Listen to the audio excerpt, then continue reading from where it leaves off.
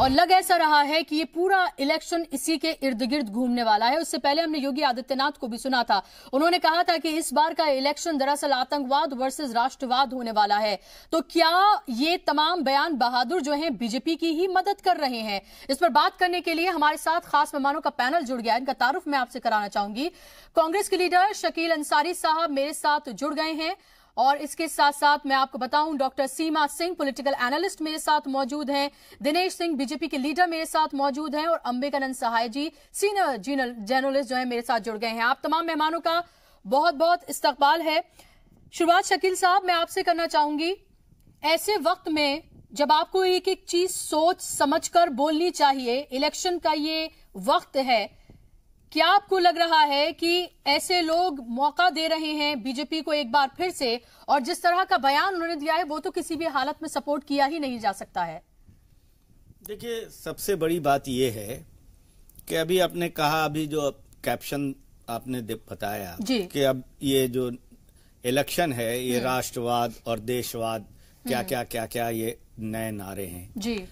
और तो जिस नए नारों के लिए वो कह रहे हैं तो उनकी पोल भी तो खुलनी चाहिए कि कितना राष्ट्रवादी ये लोग हैं। अब जैसे अरुण जेटली जी कह रहे हैं किसी गुरु और चेले की बात। अरे अरुण जेटली जी, जरा आप बताइए कि आप किसके गुरु हैं या किसके चेले हैं? आज आप अडवाणी जी के चेले हैं कि अपने पुराने गुरु अडवाणी जी को आज हिसाब किताब लगा के मोदी जी के चेले बनने की कोशिश और प्रयास कर रहे हैं? इस तरह के बयान देने का इनका मकसद ये है कि चुन को इलेक्शन को ये तो रिएक्शन है ना, ये तो रिएक्शन नहीं है। ये चाहते हैं कोई आदमी, बयान तो सैम पित्रोदा ने दिया है, बयान तो रामगोपाल यादव ने दिया है, ये तो रिएक्शन है, तो जवाब दिया गया है बीजेपी की तरफ से। आप सही है, अब किसी बात को वो घुमा के तो उनको लाना है, वहीं पे आना है। इसलिए कि 5 सालों के अंदर जो इलेक्शन मैनिफेस्टो में इस देश के नौजवानों को नौकरियां तो दी नहीं, लेकिन आपके लीडर ही तो मौका दे रहे हैं। नहीं वो करे ना, उससे कोई नुकसान नहीं होगा। देश के लोगों को और साफ सच्चाई पता लगेगी कि ये इलेक्शन के इशू को लेके ये सब काम किया था इन्होंने, ये और साफ क्लियर हो जाएगा। कांग्रेस एंडोर्स करती है सैम पित्रोदा के बयान को, कांग्रेस पार्टी के वो लीडर हैं।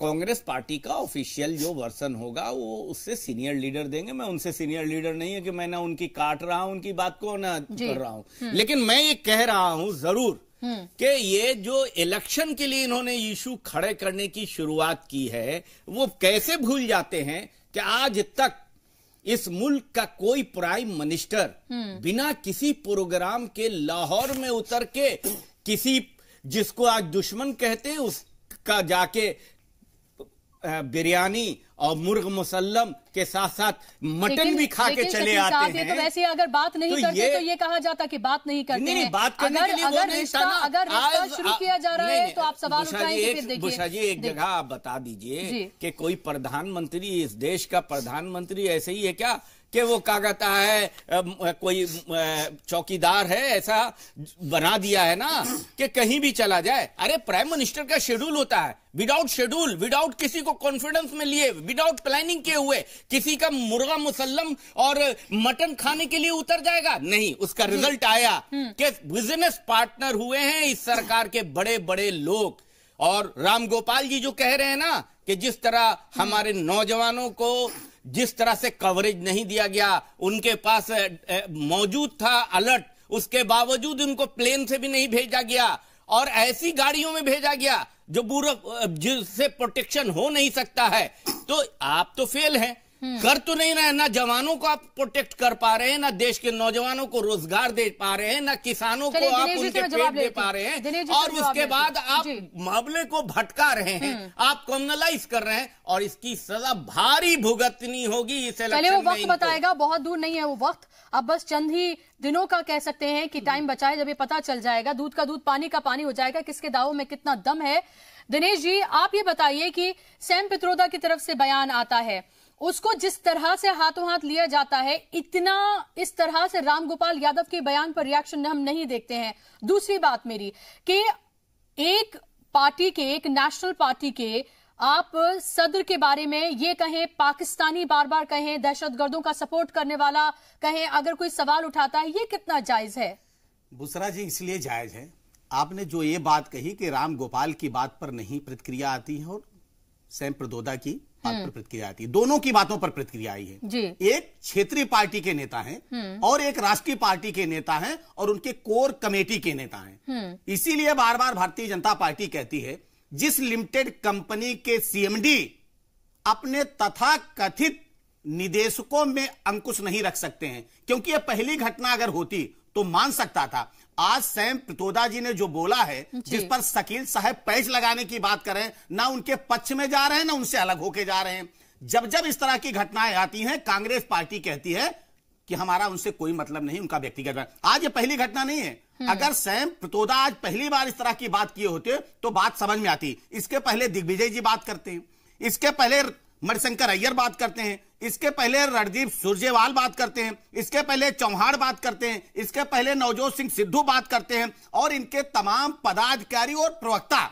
इसीलिए मैं कह रहा हूं कि स्वतंत्र निदेशक की तरह जो बात करते हैं, जिन पर नियंत्रण नहीं है सवाल करने का, जिन पे नियंत्रण, हम यही कह रहे हैं, जिन पर नियंत्रण इनके सीएमडी का नहीं है, जो कंपनी को नियंत्रित नहीं कर पा रहे हैं, वो देश को चलाने का, देश को नियंत्रण करने का मुंगेरी लाल का सपना देख रहे हैं। नंबर 1। दूसरा आपका सवाल है, क्या सवाल नहीं उठाना चाहिए?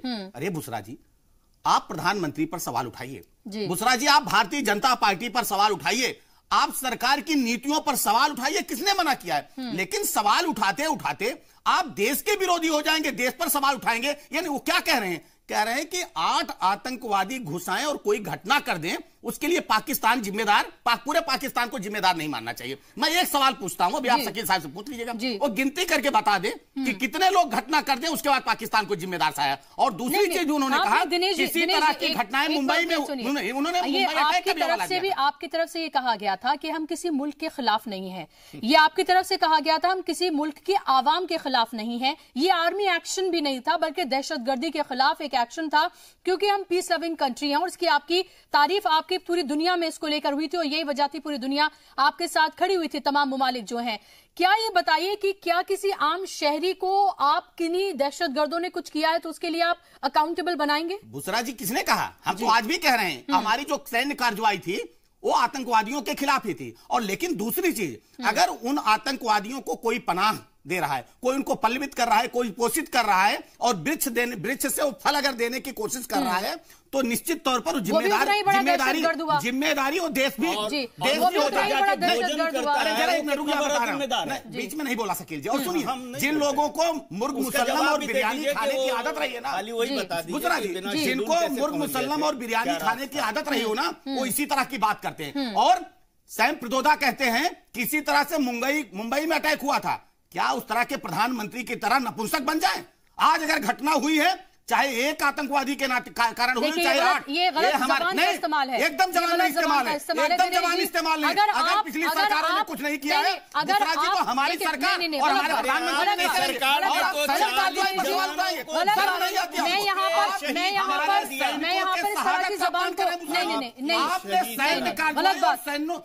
ने आप सैनिकों के शहादत का अपमान करेंगे? मैं सुनूंगा। दिनेश जी, आप मुझे बताइए कि अगर सैनिकों का अपमान कैसे कर सकते हैं? आप हमारे सैनिकों का कैसे अपमान कर सकते हैं? सर नहीं आती आप लोगों को? Complete failure of the government. कुछ नहीं है। आप हाथ पर हाथ धरे बैठे रहे। आपने क्या किया? हमले के बाद आपने क्या किया? अगर गुजरात जी उसी तरह कार्रवाई की होती तो आज नौबत न आती। बीमारी है बीच में बोलने की। मैं आपको सुना कि नहीं? अरे नैतिक सहारा तो सुनिए जवाब। चलिए, हिम्मत नहीं हो रही सुनने की। एक मिनट सवाल खड़ा करते हैं, जवाब सुनने की हिम्मत नहीं होती। ठीक है, अगर हिम्मत ना हो तो दोनों लोगों से गुजारिश है कि संयम में रहकर और जिस तरह की जबान का इस्तेमाल करना चाहिए वैसी जबान का इस्तेमाल करें। देखिए दिनेश जी, आप किसी एक्स प्राइम मिनिस्टर को नपुंसक कहेंगे, मैं वो बर्दाश्त नहीं करूंगी, क्योंकि अगर अब कोई वजीर आजम नरेंद्र मोदी के लिए कुछ कहता है, अगर कोई इस तरह का, तो आप उसमें भी आप बर्दाश्त नहीं होता। चोर है, अरे सुनिए बुसरा जी, प्रधानमंत्री चोर है, गलत बात है। अच्छा लगेगा? आपको अच्छा लगेगा? प्रधानमंत्री को चोर कहना अच्छा लगेगा? मैंने आपसे ये कहा कि अच्छा लगेगा? नहीं, मैंने आपसे ये कहा, राष्ट्रीय अध्यक्ष गली गली घूम के चोर कहेगा अच्छा लगेगा? मैं तो आप उनके मयार पे आना चाह रहे हैं? चोर ही कहा जाएगा। आप उनके मयार पे आना चाह रहे हैं? अरे क्यों नहीं? आप उनके मयार पे होने पार्टी के राष्ट्रीय अध्यक्ष हैं, तो चोर ही है सर्वोच्च न्यायालय, अरे जिसको डकैती डालने की आदत है, जिसके पूरे खानदान को डकैती डालने की आदत है, वो उंगली उठा रहा है। आप चोर हैं, जो डकैत रहा है, चाहे वो जवाहरलाल नेहरू रहे हो, चाहे इंदिरा गांधी रहे हो, चाहे राजीव गांधी रहे हो, चाहे सोनिया गांधी और राहुल गांधी रहे हो, जो जमानत पर 5,000 करोड़ की जमानती पर हैं, एक डकैत हम प्रधानमंत्री को चोर कहेंगे? शर्म नहीं आती है? शर्म नहीं आती है? अरे जमानत पर है, पार्टी का जमानत पर है, शकील की जमानत पर है। अरे तरीपार थे, सुप्रीम कोर्ट के कितने दिन खैर मनाएंगे, इंतजार करिए, जेल में जाएंगे, सलाखों के पीछे जाएंगे, बचा नहीं पाएंगे, बचा नहीं पाएंगे। कानून के हर बहुत बड़े होते हैं, जेल जाएंगे, जेल ना जाए। हिटलरवादी शक्ति यहाँ देश, बहुत दिन तक आपने हिटलरवादी शक्ति चलाई, डेमोक्रेसी रहेगा, आतंकवादियों की भाषा बोलेंगे, आप पाकिस्तानियों की भाषा बोलेंगे। चलिए आप वो भी पता चल जाएगा। चलिए दिनेश जी, शकील जी आपको मजम्मत करनी चाहिए, उसको बैठ के पैरवी नहीं, ऐसा नहीं चलेगा। प्लीज आपको मजम्मत करनी चाहिए। I request you, I request both of you, please. Dinesh ji, अरे शकील साहब, पाकिस्तान को 2 टुकड़े के, अरे 1 मिनट, अरे रुक जाइए। मार के नहीं पाकिस्तान को सबक सिखा। देखिए ऐसे नहीं चलेगा, ऐसे नहीं चलेगा। प्लीज आप मेरे बहस को इस तरह से डाइवर्ट मत करिए। चलिए आप बीजेपी वर्सेस इसको कांग्रेस या आपका जाति बात यहाँ मत करिए, और बहुत सारे इंपॉर्टेंट इश्यूज जिस पर मुझे बात करनी है। प्लीज अंबिकानंद साय जी, आपने देख लिया यहाँ पर कि क्या हाल है, क्योंकि इलेक्शन है, कोई एक उधार देने को अभी तैयार नहीं है और ना ही एक बात किसी को सुनने के लिए तैयार है। ऐसे में आपको लग रहा है कि कांग्रेस के लीडर जो हैं खुद कुआं खोद रहे हैं जिसमें वो गिरने के लिए तैयार हैं, जिस तरह के बयान वो दे रहे हैं। बैठे बैठाए मौका मिल गया, जो जनता के असल सवाल हैं वो पूछे ही नहीं जा रहे हैं। देखिए बुशरा जी, आपने बहुत महत्वपूर्ण सवाल किया है, और जवाब देने से पहले मैं एक बात अपने राजनीतिज्ञ मित्रों से भी कहना चाहूँगा कि ये पुराना सिद्धांत है, टाइम टेस्टेड पॉलिसी है कि राजनीति में क्या कहना है इससे ज़्यादा महत्वपूर्ण है कब कहना है जी। हर चीज़ की टाइमिंग होती है। देखिए पीस टाइम में नरेंद्र मोदी जी लाहौर गए, नवाज शरीफ के घर में शादी में शरीक हुए, वो एक बात थी। लेकिन जब तनातनी का माहौल है और चुनाव सर पे है, वैसे में इसकी टाइमिंग देखिए, ये तो बेवकूफ़ी भरा बयान लगता है, लेकिन सेविंग ग्रेस इसमें इतना ही है कि सैम पिट्रोडा कोई कांग्रेस के नेता नहीं है। वो उनके व्यक्तिगत ताल्लुकात नेहरू गांधी फैमिली से है। लेकिन हाँ, लेकिन बुशरा जी, 2 बातें और महत्वपूर्ण हैं। हालांकि वो कांग्रेस के नहीं हैं, लेकिन राहुल गांधी के करीबी हैं जी। एक और दूसरे अति करीबी व्यक्ति का समाचार अभी छन के आ रहा है, जितिन प्रसाद जी, वो भी कांग्रेस को छोड़ के भाजपा जा रहे हैं। आप कल्पना करिए कि इस 100 साल पुरानी पार्टी के अंदर में ये क्या हो रहा है। जी बिल्कुल, ये पार्टी के हित में नहीं है, ये देश के भी हित में इसलिए नहीं है कि जब तक आपका अपोजिशन जो है वो मजबूत नहीं होगा, तो आप इस तरह का जो हाल है कांग्रेस का। मैं और बातें हैं जी पिट्रोडा के सिलसिले में बताना चाहता हूँ कि अगेन इसी भारतीय संस्कृति में वेद जनित एक ज्ञान है, सत्यम ब्रुवात प्रियम ब्रुवात, अप्रिय सत्यम न ब्रुवात, अप्रिय असत्यम कदापि न ब्रुवात। तो ये तो एक बेसिक ज्ञान है जी। और वाजपेयी जी इतने पॉपुलर लीडर इस देश में हुए, वो इसको फॉलो करते थे। और इतनी तेज तर्रार इंदिरा गांधी, गजब की सेंस ऑफ टाइमिंग थी, कब कौन सी बात कहना है। देखिए पिट्रोडा जो कह रहे हैं वो एक इंटेलेक्चुअल व्यू हो सकता है जी। और हो सकता है उसमें काफी हद तक सच्चाई हो, लेकिन ये समय उपयुक्त नहीं है, ये चुनाव का है। कांग्रेस की आज स्थिति कमजोर इसलिए दिखाई दे रही है कि देखिए दो बातें हैं, कमजोर स्थिति इसलिए दिखाई दे रही है कि कांग्रेस ओवरऑल ऑपोजिशन परिवार में अलग थलग पड़ रही है, ये गंभीर चिंतन है जी। लेकिन भारतीय जनता पार्टी को भी बहुत खुश होने की जरूरत नहीं है।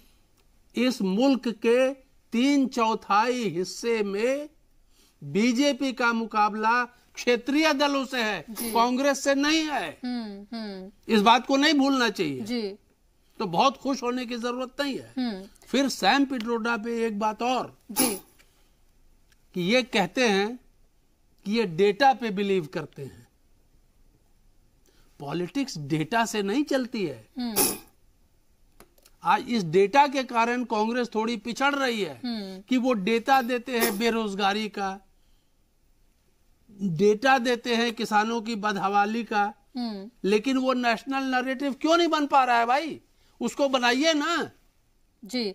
तो सिर्फ डेटा पे देने से वो काम चलता नहीं है जी। ये राजनीति है और अब 3 हफ्ते दूर है चुनाव। बिल्कुल अग्रेसिव जो अग्रेशन होता है ना उसकी कहीं ना कहीं एक बात और बुशरा जी कि कांग्रेस को ये कभी नहीं भूलना चाहिए कि उनका मुकाबला एक बहुत ही आक्रामक जी तेज तर्रार शख्सियत से है जिसका नाम नरेंद्र मोदी है। बिल्कुल। आपको याद होगा जहर की खेती, मौत का सौदागर को किस तरह भुनाया था नरेंद्र मोदी जी ने गुजरात चुनाव में। और अभी आप देखें चौकीदार को किस तरह से भुनाने की पूरी कोशिश की गई है कि चौकीदार तो चोर है, ये दिया गया कांग्रेस की तरफ से, उसको किस तरह से पॉजिटिव करने की खुद कोशिश की गई है प्रधानमंत्री की तरफ से, ये भी देखने वाली एक बात है। सीमा जी, क्या आपको नहीं लग रहा कि जो एक पॉलिटिकल नैरेटिव है, 5 साल जब आप सरकार चलाते हैं उसके बाद 5 साल के बाद सरकार को हिसाब देना होता है कि आपने क्या क्या किया जब आप अगली बार इलेक्शन में उतर रहे होते हैं। लग ऐसा रहा है कि यहां पर बिल्कुल पूरी तमाम चीजों को ही बदल दिया गया है और यहां पर पुलवामा के बाद से ऐसा लग रहा है कि जो आम लोगों के मुद्दे हैं वो उठाए ही नहीं जाएंगे, सिर्फ इन्हीं चीजों में उलझा के रखा जाएगा और ये खुद मौका जो है अपोजिशन ही दे रही है सरकार को। देखिए बुशरा, आपने बहुत सही बात बोली। अगर हम 2014 को 2019 के इलेक्शन से कंपेयर करते हैं तो 2014 में भ्रष्टाचार एक अहम मुद्दा था, देश का विकास एक अहम मुद्दा था, बेरोजगारी एक अहम मुद्दा थी। लेकिन अगर आज हम 2019 के इलेक्शन को देखते हैं तो ऐसा लगता है कि मुद्दों की इतनी कमी है कि अपोजिशन को मुद्दे खोजने पड़ रहे हैं। अगर आप पुलवामा के अटैकर को देखिए, सैम पित्रोदा कोई छोटी मोटी शख्सियत नहीं है। सैम पित्रोदा एक बड़ा नाम है, राहुल गांधी के राजनीतिक गुरु माने जाते हैं। यहाँ पे सैम पित्रोदा का ये बयान की जो टाइमिंग है ये ऑब्वियसली बहुत ही गलत है। और उसका एक रीजन ये, अगर मैं एज एन इंडिपेंडेंट सिटीजन देखूं तो जब भी किसी भी देश पर इस तरीके का कोई भी हमला होता है तो पहली बात तो ये है कि यूनाइटेड होकर के हमें सरकार के साथ खड़ा होना चाहिए, अपनी सेना के साथ खड़ा होना चाहिए, क्योंकि इस तरीके के जो स्टेटमेंट हैं वो कहीं ना कहीं हमारी सेना के मनोबल को भी कम करते हैं। जिस तरीके के न्यूयॉर्क टाइम्स की बात जो है सैम पित्रोदा ने करी है, यहाँ पे हमें ये भी भूलना, क्योंकि उन्होंने न्यूयॉर्क टाइम्स की न्यूज को कोट किया, उन्होंने बोला कि न्यूयॉर्क टाइम्स ने ऐसा ऐसा ऐसा ऐसा बोला था। लेकिन यहाँ पे सबसे बड़ी बात यह कि खुद पाकिस्तान इस बात को मान चुका है जी। पाकिस्तान के मानने के बाद वहां पे जिस तरीके से पाकिस्तान का F-16 गिराया गया, अभिनंदन की जिस तरीके से रिहाई हुई, इस बात को लेकर के कहीं कोई शक दिखाई नहीं देता है कि पुलवामा की घटना के बाद एयर स्ट्राइक नहीं हुई थी। लेकिन ये जो स्टेटमेंट आया है वो कहीं ना कहीं जरूर शो कर रहा है या इंडिकेट कर रहा है कि अपोजिशन के पास मुद्दे नहीं है और मुद्दों को क्रिएट करके कहीं ना कहीं जनता में भी एक कंफ्यूजन क्रिएट की जा रही है। तो एक तरीके का साइकोलॉजिकल वॉरफेयर लगता है, जहां पर आप ये करना चाहते हो कि आप जनता के दिमाग में एक डाउट क्रिएट करना चाहते हो जी। लेकिन ये जो राजनीति की जो परिपाटी चल रही है या जो नेशनल इंटरेस्ट या नेशनल सिक्योरिटी के मुद्दों पर इस तरीके के जो बयान आ रहे हैं, मुझे लगता है कि ये दुर्भाग्यपूर्ण है और इसका फायदा मिलने के बजाय कहीं ऐसा ना हो कि इसका नुकसान ज्यादा हो जाए। नुकसान साफ तौर पे दिख रहा है। आप देखें कि आप हमलावर होने का एक बार फिर से आप मौका दे रहे। शकील साहब, ऐसा लग तो नहीं रहा कि बीजेपी के इस दबाव में कांग्रेस सियासत करना भूल गई है और उनके जो नेता हैं सबको ट्रेनिंग देने की एक बार फिर से जरूरत है कि किस वक्त में किस तरह का बयान और किस तरह से देना चाहिए, और जिस तरह के सवाल उठाए गए हैं ये आखिर किस तरह के सवाल हैं? जब खुद पाकिस्तान ने ये माना कि एयर स्ट्राइक की गई, उसके बाद अभिनंदन की रिहाई हुई, तमाम चीजों में आप ये सवाल, आप जो है सवाल इस तरह से उठा रहे हैं जैसे पाकिस्तान उठा रहा हो। नहीं, ये आपका कहना सही नहीं है, सवाल ये है कि एयर स्ट्राइक हुई जी, वो कह रहे हैं, वो भी श्याम पित्रोदा भी, उस पर कोई शक नहीं कर रहे हैं। हिंदुस्तान की सभी पॉलिटिकल पार्टी ने सरकार को फ्री हैंड दिया था पुलवामा के बाद कि आप जो कीजिए हम आपके साथ हैं, लेकिन रिजल्ट ओरिएंटेड कीजिए, ये नहीं कि इसको चुनाव का आप मुद्दा बनाइए। श्याम पित्रोदा के बयान से, जैसे हमारे बड़े भाई ने कहा, हो सकता है समय सही नहीं है या जो है वो हो सकता है। आपको लग रहा है सवाल जिस तरह से उठाया वो ठीक है? लेकिन सवाल, चलिए वक्त आप छोड़ भी दें। नहीं, एक सवाल तो उठाया जो जा रहा है, ये सरकार की विफलता का सवाल है कि सरकार की विफलता इतनी बड़ी हुई कि इतनी बड़ी कारकेट चल रही थी और इतने आरडीएक्स कहां से आ गए, इनकी एनआईए क्या कर रही थी, इनके जबकि सवाल है वो अलग अलग। शकील साहब देखिए, वो सवाल श्याम पित्रोदा ने नहीं उठाया, आप वो सवाल उठा सकते हैं। उठाए हैं ना, आप वो सवाल, दोनों सवाल उठाए हैं, उनका भी बयान आपने किया है, राम गोपाल जी का, उन्होंने यही सवाल उठाया है। श्याम पित्रोदा जी ने जो सवाल भी उठाए हैं उसका जवाब स्वयं दे दिया था आप लोगों ने, खुद भी, अभी बड़े भाई ने भी हमारे दिया कि ठीक है, टाइम का फर्क है, वो ख्यालात का। अभी देखिए, पाकिस्तान के वहां के सिटीजन ने जितना वार की खिलाफ, अपने सरकार के खिलाफ गए लोग, उतना तो हम समझते हैं कि कभी इससे पहले पाकिस्तान में नहीं हुआ। यानी कि उनकी सरकार के, उनकी जनता ने इंडोर्स नहीं किया।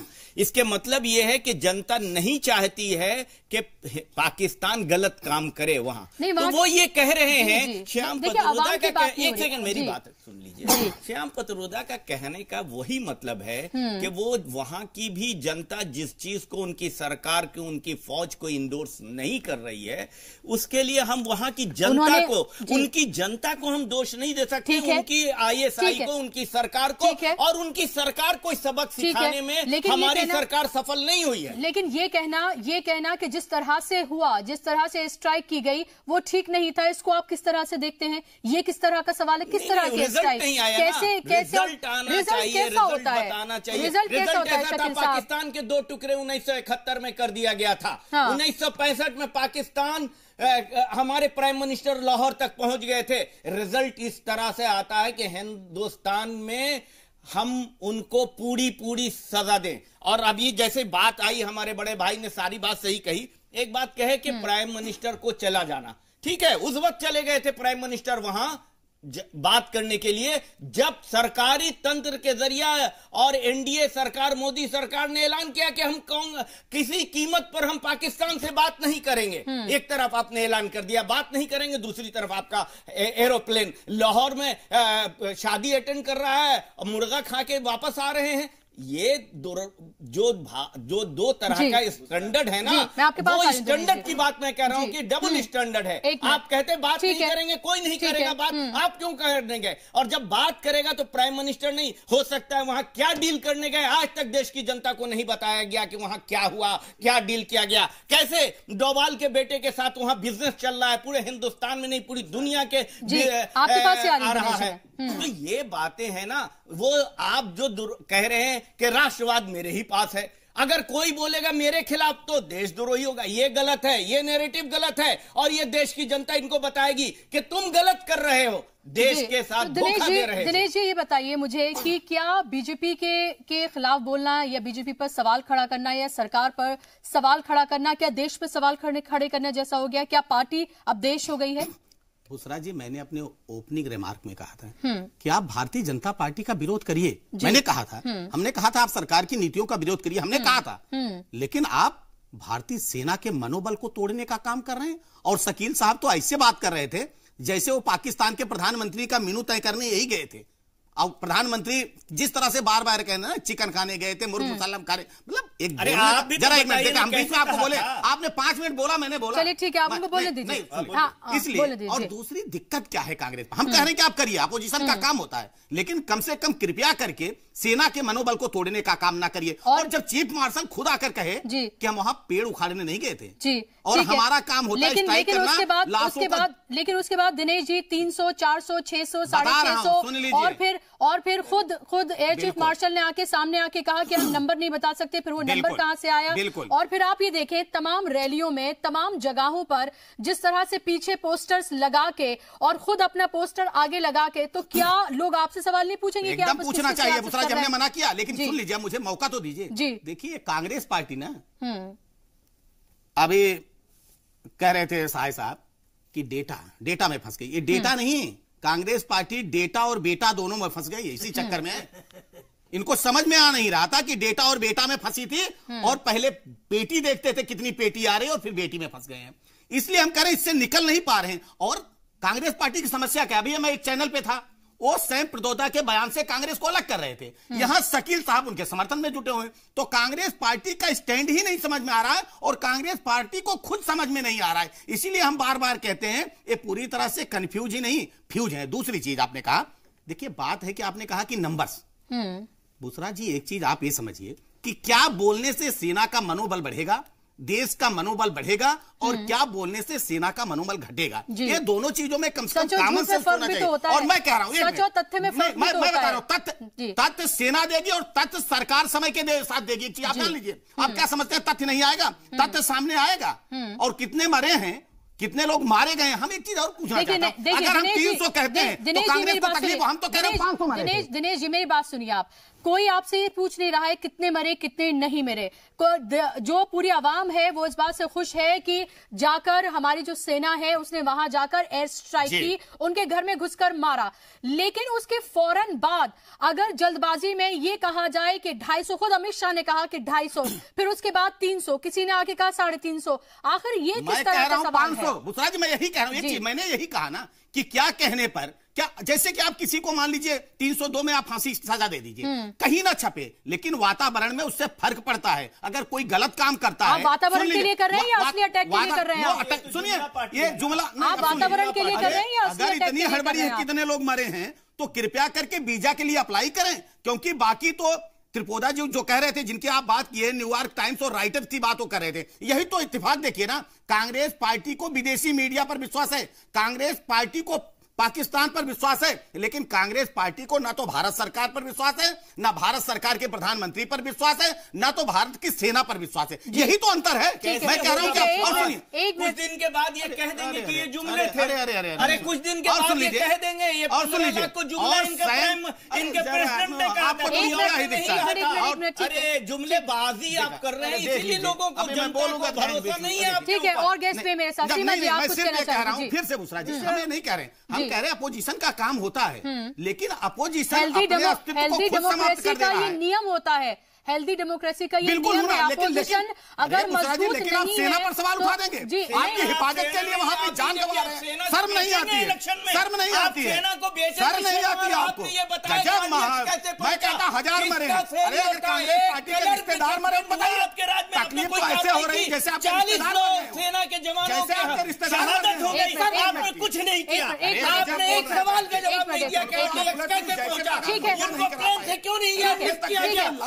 गाड़ियों को बार वही बात, शकील साहब सेना पर राजनीति करेंगे, इलेक्शन करेंगे, ये जनता नहीं। एक मिनट भाई, आप लोग ठीक है, मैं बार आपसे यही बोल रही हूँ, जनता आपकी फेल्योर है, जनता किसी को माफ नहीं करेगी, जनता किसी को माफ नहीं करेगी। एक मिनट दिनेश जी, ठीक है, जनता को सबका चरित्र पता है, वो सबका जवाब देगी। 5 साल पूरे हो चुके हैं।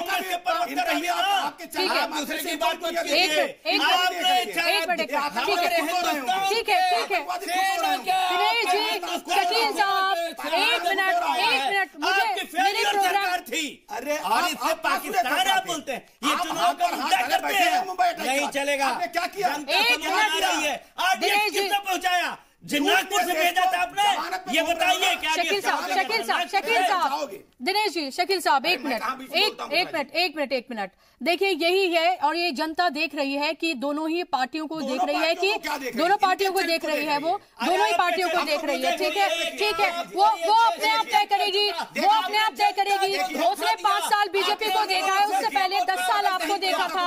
ये जनता को तय करने दीजिए, एक मिनट नहीं बनेगा इस देश। अरे भाई, आपके अलावा भी और मेरे पास 2 गेस्ट मौजूद है। सीमा जी, अपनी बात को रखिए। मैं सिर्फ अभी ये कहना चाह रही थी कि इस तरीके की चीजों में जहां पे जो नेशनल सिक्योरिटी के लिए इंपॉर्टेंट चीजें हैं, जब इस तरीके के स्टेटमेंट आते हैं, मैं सिर्फ एक एग्जांपल देना चाह रही थी। अभी हम लोगों ने कुलभूषण जाधव का केस देखा और आपने देखा होगा कि जब ट्रायल चल रहा था तो यहाँ पे 3 पत्रकारों के आर्टिकल को पाकिस्तान ने कोट किया और उसको लेकर के हमारा जो हरीश साल्वे जी थे, उनको भी 2 मिनट सोचना पड़ा कि आप इसका कैसे रिप्लाई दीजिए।